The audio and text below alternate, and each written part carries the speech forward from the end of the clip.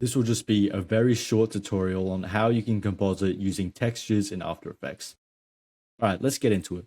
Firstly, we've already dragged in our image, which has been separated into a character and the background. So it's a boy with his hands on his head looking at a computer, and we have the background and the character itself.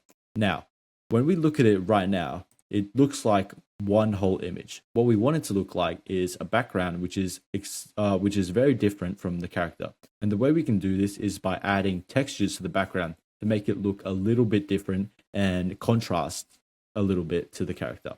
Okay, so here's what it looks like before any compositing with textures was applied, and here's what it looks like afterwards.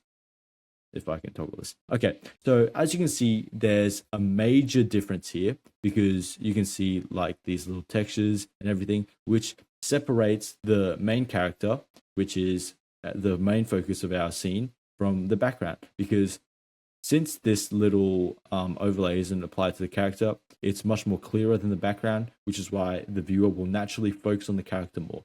But how do we actually achieve this effect? First, I'll delete it and I'll redo it from scratch.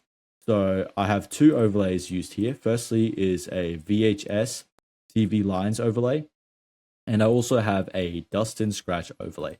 You only really need two overlays or two textures at any time when you're separating the background from the main character.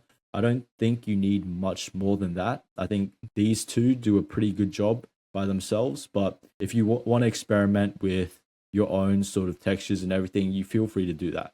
Now, how do we actually make it blend with the background? Well, we need to use blend modes, and if you haven't used blend modes before, you won't have the option. So here's how you toggle the blend modes option.